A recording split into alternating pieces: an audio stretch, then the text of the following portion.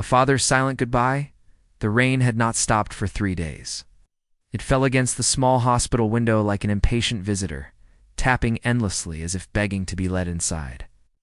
In room 47, a man lay motionless on the bed, his breath shallow, his eyes half closed, but still watching.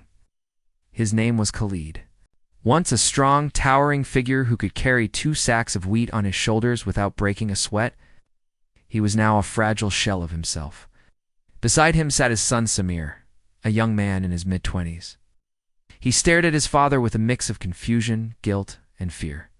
They hadn't spoken much in the last 3 years, not because they didn't care, but because pride had built an invisible wall between them. Samir had left home after a bitter argument about his career. He wanted to be a photographer. His father wanted him to be an engineer. That night, Samir had walked away, thinking he would prove his father wrong.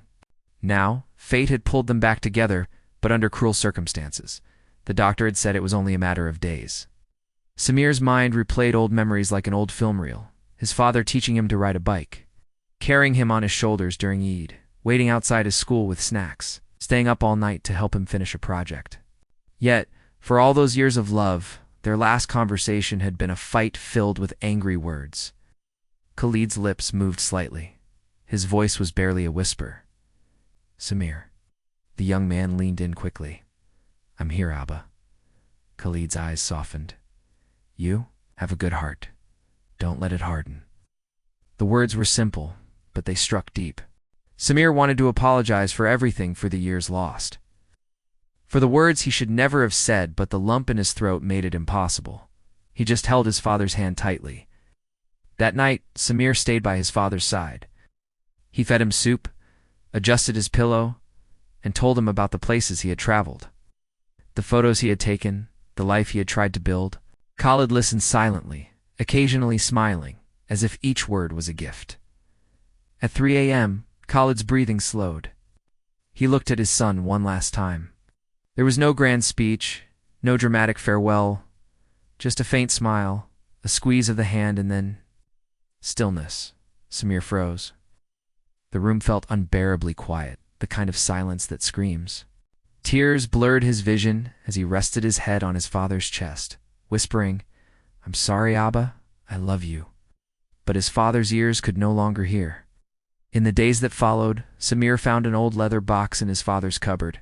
Inside were dozens of neatly arranged photographs. Some were from exhibitions Samir had done, others from social media posts. His father had printed them all, carefully labeling each one with the date and location.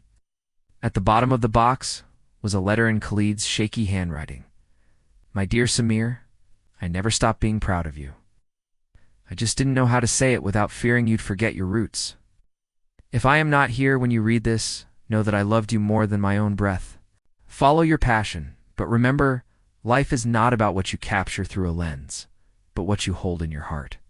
Samir cried harder than he ever had before, but this time, his tears carried not only grief, but also a strange sense of peace.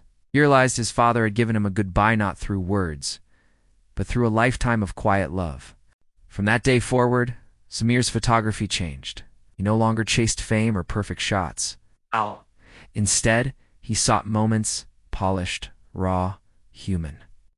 In every picture he took, he searched for the silent goodbyes that people give each other every day without even knowing.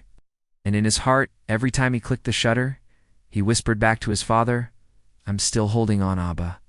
If you'd like, I can also give you a cinematic. It's an emotionally charged opening scene for this story, so it immediately hooks a YouTube audience. That way it flows perfectly for a 20-minute video format. Would you like me to add that next?